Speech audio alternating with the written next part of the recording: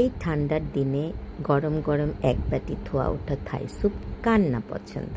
আসুন আজকে আমরা থাই স্যুপ তৈরি করি।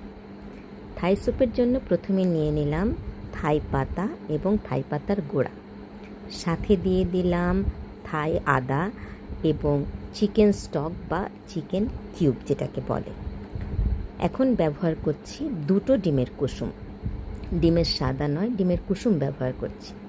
এখন দিচ্ছি টমেটো সস আর chilli sauce. Tomato sauce, chilli sauce দুইটা কিন্তু থাই স্যুপের মেইন ইনগ্রেডিয়েন্টের মধ্যে পড়ে।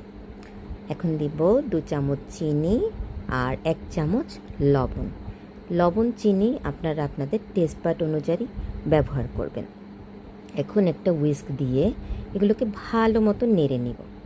এরপর অ্যাড করছি 2 চামচ কর্নফ্লাওয়ার। কর্নফ্লাওয়ারটা এখানে থিকেনিং এজেন্ট হিসেবে কাজ করছে। কর্নফ্লাওয়ার দেওয়ার পর এটাকে একটা হুইস্ক দিয়ে আরও ভালো করে নেড়ে নিতে হবে এবং সামান্য পানি দিতে হবে যাতে নাড়তে সুবিধা হয়।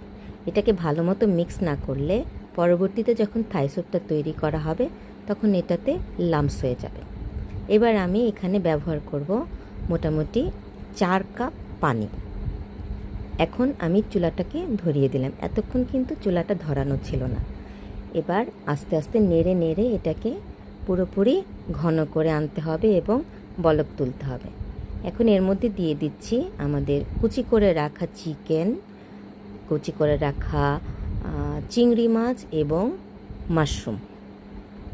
এগুলো দিয়ে ভালোভাবে মিক্স করে নাড়তে হবে। চুলার আঁচটা কিন্তু নর্মাল মিডিয়াম থাকবে এবং অনবরত নাড়ার উপরে রাখতে হবে, তা না হলে নিচে লেগে যাবে এবং দলা পেকে যাবে। দেখেন, এটা থাই স্যুপটা কিন্তু খুব সহজ বানানো। এটা বানানো খুব জটিল কিছু না। সামান্য কিছু জিনিস মাথায় রাখলে থাই স্যুপটা বানানো খুব সহজ এবং ঘরে ইজিলি এটাকে বানানো সম্ভব। আস্তে আস্তে ঘন হয়ে আসছে এবং খেয়াল করতে হবে যাতে নিচে কোনোভাবে লেগে না যায়।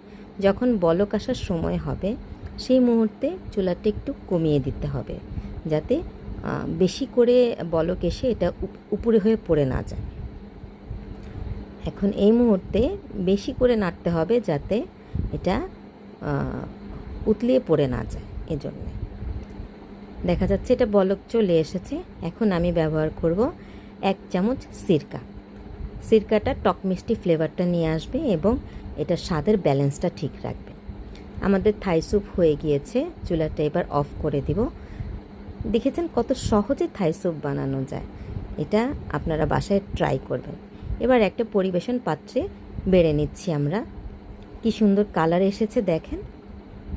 থাই স্যুপটা একদম গরম গরম ধোয়া ওঠা। কার কেমন লাগলো জানাবেন। ভিডিওটি দেখার জন্য ধন্যবাদ আপনাদের সবাইকে।